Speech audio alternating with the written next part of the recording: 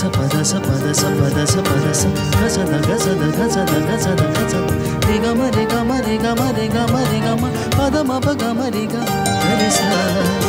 यीशु की वाणी जीवन ज्योति, यीशु की वाणी आत्मा शक्ति, यीशु की वाणी जीवन ज्योति, यीशु की वाणी आत्मा शक्ति। जो इस वाणी पे है चलता अनंत जीवन मुक्ति पाता। जो इस वाणी पे है चलता अनंत जीवन मुक्ति पाता।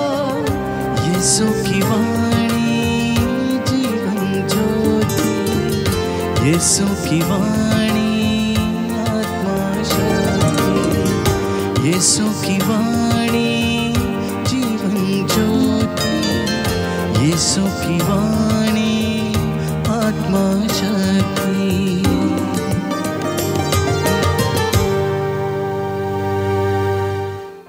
पहला पाठ नबी दानियल का ग्रंथ, अध्याय 7, वाक्यांश 13 और 14। मैं रात का दृश्य देख रहा था और देखो, आकाश के बादलों पर मानव पुत्र जैसा कोई आया। वह वयोवृद्ध के यहाँ पहुँचा और उसके सामने लाया गया।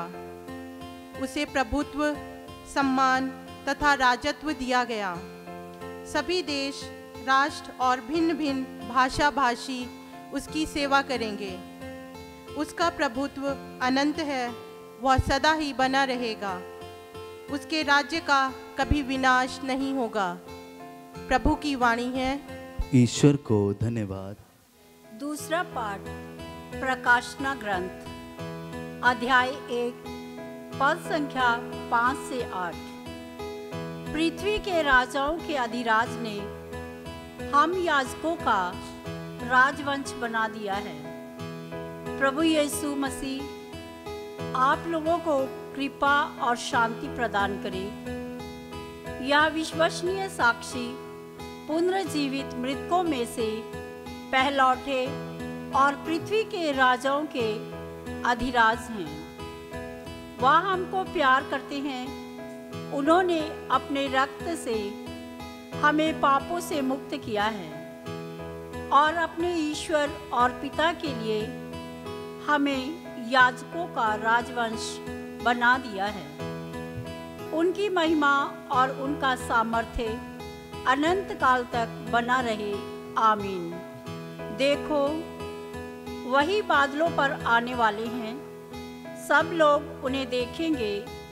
जिन्होंने उनको छेदा है वे भी उन्हें देखेंगे और पृथ्वी के सभी राष्ट्र उन पर विलाप करेंगे। यह निश्चित है। आमीन। जो है, जो था और जो आने वाला है, वही सर्वशक्तिमान प्रभु ईश्वर कहता है, अल्फा और ओमेगा, आदि और अंत, मैं हूँ। प्रभु की वाणी है। ईश्वर को धन्यवाद।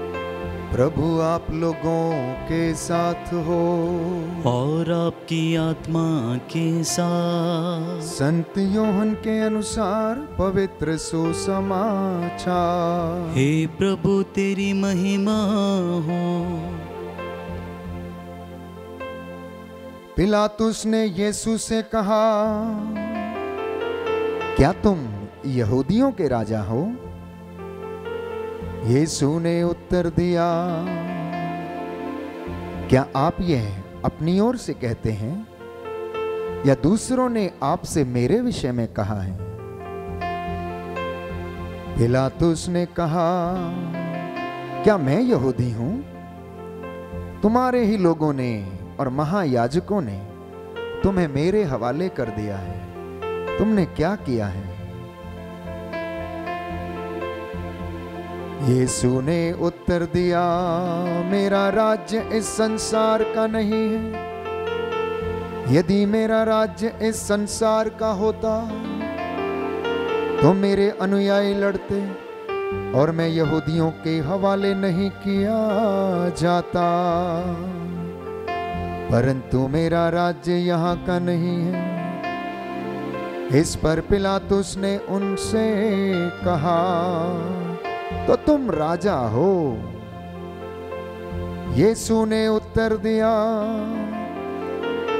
आप ठीक कहते हैं, मैं राजा हूं।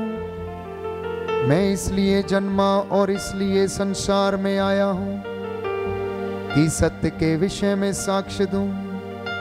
जो सत्य के पक्ष में है वह मेरी सुनता है। प्रभु का सुसमाचार है। हे क्रिस्त तेरी स्तुति हो। सुसमाचार के शब्द पढ़े और सुने जाने से हमारे विश्वास को दृढ़ता प्रदान करें। आमीन।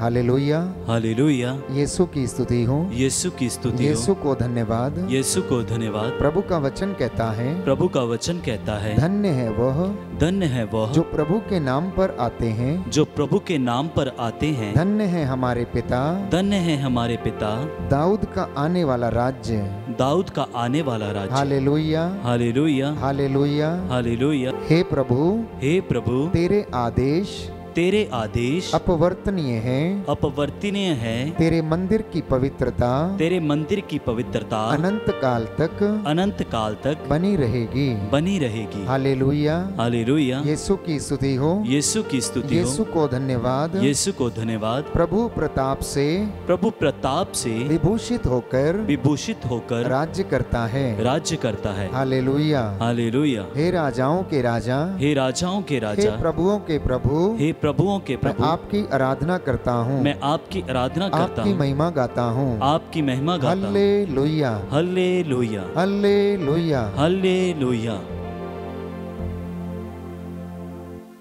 क्रिस्त में प्यारे भाइयों और बहनों, आज माता कलीसिया क्रिस्त राजा का पर्व मनाती है। राजाओं के राजा प्रभु यीशु, आज हम उनकी याद करते हैं। प्यारे भाइयों और बहनों, जिनको पिता ईश्वर ने सारी कायनात पर अधिकार दिया। 1925 में संत पीयूष 11वें ने इस त्योहार को स्थापित किया और इसे औपचारिक रूप से विश्वव्यापी कलीसिया में उत्सव के तौर पर मनाने की स्वीकृति दे दी थी। तब से लेकर आज तक बड़े हर्षो उल्लास के साथ क्रिस्त राजा का पर्व मनाया जाता है। आज पूरे संसार भर में कलीसिया, प्यारे भाइयों और बहनों, परम प्रसाद की शोभा यात्रा निकालकर राजाओं के राजा प्रभु यीशु क्रिस्त की आगवानी करती है और खुशी के मारे झूम उठती है, क्योंकि वो महिमा सामर्थ्य का अधिकारी है। तो इस त्योहार की उद्घोषणा उस परिवेश में हुई जब अंतर्राष्ट्रीय स्तर पर एक मायूसी का मंजर छाया हुआ था। प्रथम विश्व युद्ध अर्थात 1918 का जब उसका अंत हुआ था, द्वितीय विश्व युद्ध के बादल उन पर मंडरा रहे थे। तकरीबन प्रथम विश्व युद्ध से 50 वर्ष पूर्व फ्रेडरिक नीशे ने यह अपने लेखन से घोषित कर दिया था कि ईश्वर मर चुका है, ईश्वर है ही नहीं। तो फ्रेडरिक नीशे के अनुसार ईश्वर का कोई अस्तित्व नहीं, वो है नहीं, वो मर चुका है, ये उनका मानना था। और वो कहते हैं कि हमने स्वयं अपने हाथों से उनका अंत किया है, उनका खून किया है। साधारण मनुष्य ने ईश्वर के अस्तित्व पर संकोच जताना शुरू कर दिया था, उन पर डाउट करना शुरू कर दिया था। तो उस समय के राजनीतिक नेताओं के वर्चस्व और तानाशाही, निरंकुशता चरम सीमा पर थी। प्यारे भाई और बहनों, वो लोगों को लोग नहीं समझते थे, उन पर अत्याचार करते, हर प्रकार से उनका शोषण करते थे। उस समय का दौर कुछ ऐसा था, जिसकी लाठी उसकी भैंस। और यह मुहावरा उस समय के लिए बिल्कुल सटीक था। शासन व्यवस्था लागू हो रही थी। जो सियासी गद्दियों पर बैठे थे, जैसे जर्मनी में हिटलर का बोलबाला था, तो इटली में मुसोलिनी का, रूस में लेनिन के, मृत्योपरांत जोसेफ स्टालिन राजनीतिक जगत में अपना सिक्का जमा चुका था। तो ईश्वर का जैसे मानो स्थानांतरण हो चुका हो और चंद निरंकुश शासकों और उनकी सियासी महत्वाकांक्षाओं से वशीभूत होकर ईश्वर का स्थान इन्होंने ग्रहण कर लिया था। एक ऐसे माहौल में साधारण लोगों का विश्वास ईश्वर से उठ चुका था और वे इन निरंकुश शासकों को ही धरातल के सम्राट के रूप में अपनाने में मजबूर थे। अनिश्चितता के मार्ग पर अग्रसरित इसी परिवेश में संत पिता पीयूष ने लोगों को ईश्वर में आस्था और विश्वास को पुनः प्रगाढ़ करने के उद्देश्य से अपने प्रपत्र क्यूआस प्रिभास में पैक्स क्रिस्ती इन रेग्नो क्रिस्ती यानी क्रिस्त के राज्य में क्रिस्त की शांति शीर्षक के अंतर्गत समस्त जगत को यह समझाने का सफल प्रयास किया कि प्रभु को ही समस्त प्रताप, सामर्थ्य, महिमा, विजय और स्तुति प्राप्त है, क्योंकि जो कुछ स्वर्ग में और पृथ्वी पर है वो सब ईश्वर का है। जैसा कि बाइबल हमें बताती है, समस्त राज्याधिकार प्रभु का है और सभी शासकों से महान केवल परमेश्वर है। धन और सम्मान ईश्वर से मिलता है। ईश्वर की समस्त सृष्टि पर, ईश्वर ही समस्त सृष्टि पर शासन करता है।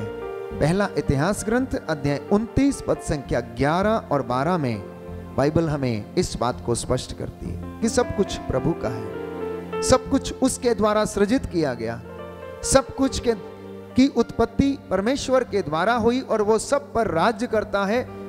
महिमा, अधिकार, सब कुछ उसका है और यीशु मसीह ही सच्चे राजा हैं। और पवित्र धर्म ग्रंथ इसका साक्ष्य देता है कि क्रिस्त के जन्मों उपरांत ज्योतिषियों की टोली जो पूर्व से आई थी, उन्होंने पूछा कि यहूदियों के नवजात राजा कहाँ हैं। मत्ती का सुसमाचार अध्याय 2 पद संख्या 2 में हम पढ़ते हैं। तो यीशु क्रिस्त के द्वारा किए गए चिन्ह और चमत्कारों को देखने के बाद यहूदी लोग भी प्रभावित हो गए, इसलिए वे लोग उन्हें राजा बनाना चाहते थे।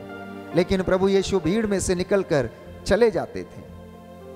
जब वे उन्हें राजा बनाने पर तुले हुए थे, जैसा कि वचन में हम पढ़ते हैं यूहन्ना के सुसमाचार अध्याय 6 पद संख्या 15 में, तो क्रूस आरोहण के दरमियान दोष पत्र पर जो स्वयं राज्यपाल पिलातुस ने लिखवाया था, उसे बदलने को वह कदापि राजी नहीं हुआ। उसने कहा, मैंने जो लिख दिया सो लिख दिया।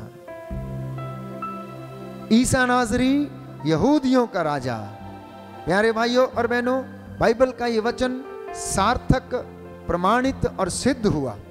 वचन में हम पढ़ते हैं यूहन्ना के सुसमाचार अध्याय 19 पद संख्या 19, पिलातुस ने लिखवा डाला कि यीशु क्रिस्त यहूदियों का राजा।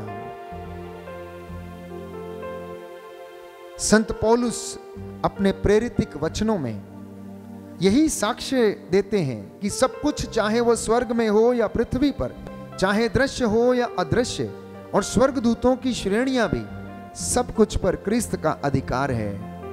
कलोसियों का पत्र अध्याय 1 पद संख्या 16 में पवित्र बाइबल हमें बताती है कि इस दुनिया में जो कुछ भी है उनके ऊपर प्रभु यीशु क्रिस्त, जो राजाओं का राजा, प्रभुओं का प्रभु है, सब पर उसका अधिकार है। तो इसके साथ ही संत पौलुस यह भी गंभीरता और अडिगता से ओतप्रोत होकर साक्ष्य देता है और कहता है कि ईश्वर ने ईसा को महान बनाया और उनको वह नाम प्रदान किया जो सब नामों में सर्वश्रेष्ठ है, जिससे कि ईसा का नाम सुनकर आकाश, पृथ्वी तथा अधोलोक के सब निवासी घुटना टेकें। फिलिपियों के पत्र अध्याय 3 पद संख्या 9 से 10 में हम वचन पढ़ते हैं कि परमेश्वर ने यीशु मसीह को वो नाम प्रदान किया जो सब नामों में सर्वश्रेष्ठ है।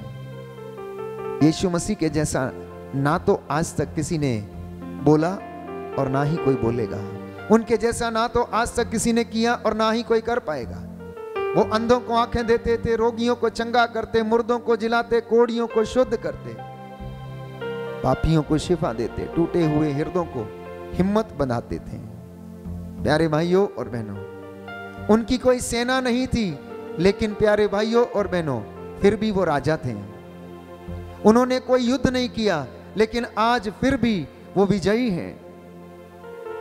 आज उनके करोड़ों की संख्या में अनुयायी हैं। पूरे संसार भर में प्रभु यीशु को प्यारे भाइयों और बहनों सारी दुनिया राजा कहकर पुकारती है। वो राजा जो पवित्र है, वो राजा जो निरंकुश शासन करता है। प्यारे भाइयों और बहनों, वो इन तमाम दुनियावी राजाओं के जैसा नहीं। उसने कहा कि मेरा राज्य इस दुनिया का नहीं है, मेरा राज्य तो स्वर्ग का राज्य है। प्यारे भाइयों और बहनों, उन्होंने कहा कि अगर मेरा राज्य इस दुनिया का होता, इस संसार का होता, तो मेरे अनुयायी मेरे लिए लड़ते, लेकिन मेरा राज्य इस संसार का नहीं है। तो धर्म ग्रंथ के प्रसंग यही व्यक्त करते हैं कि क्रिस्त ही एकमात्र राजा है और सिर्फ यीशु क्रिस्त को ही हमें अपने दिलों में राज्य करने की अनुमति देनी चाहिए। तो क्रिस्त सांसारिक नहीं, अपितु एक आध्यात्मिक राजा। He is a spiritual king, my dear brothers and sisters in Christ Jesus. वो हमें हमारे आध्यात्मिक जीवन में दृढ़ करता है। इसलिए उन्होंने कहा कि मेरा राज्य इस संसार का नहीं, पर मेरा राज्य स्वर्ग का राज्य है, क्योंकि उसके राज्य में शक्तिशालियों को आसनों से गिराया जाता है और दीनों को महान बना दिया जाता है। बाइबल हमें बताती है लूकस के सुसमाचार अध्याय 1 पद संख्या 52 और 53 में कि प्यारे भाइयों और बहनों, उसने शक्तिशालियों को उनके आसनों से गिरा दिया, उन्हें तितर बितर कर दिया, लेकिन उसने दीनहीन को महान बनाया।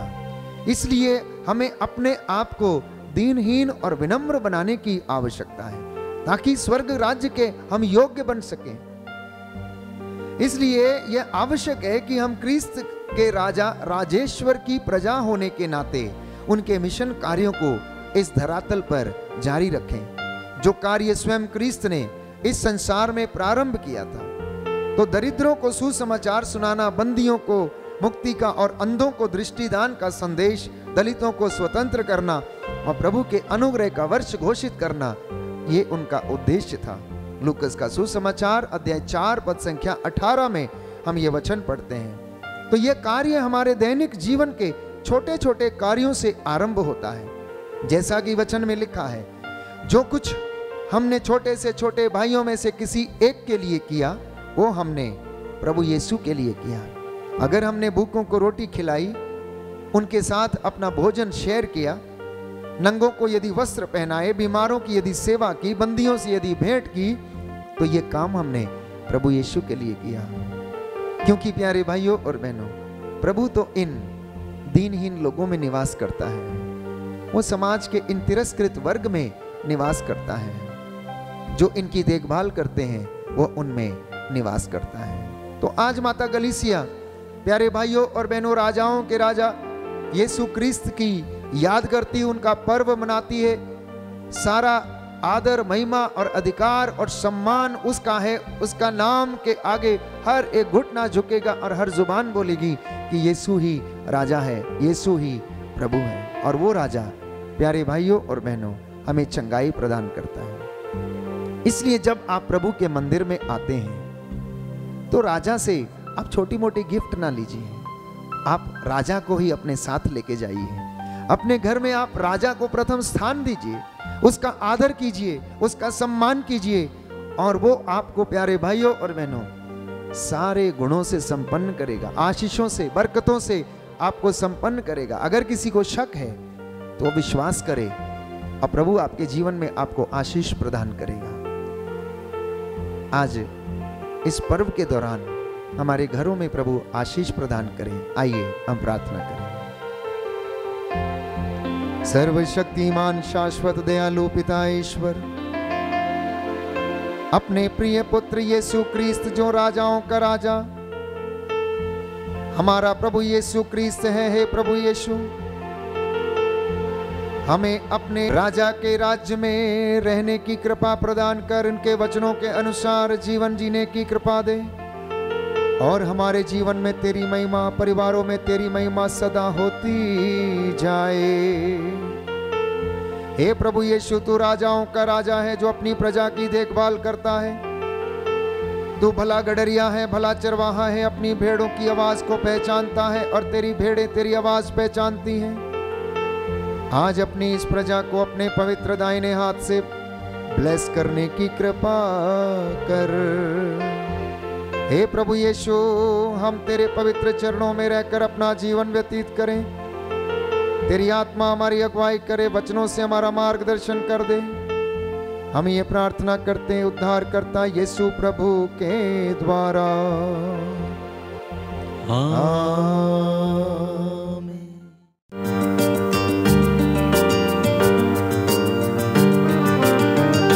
यीशु की वाणी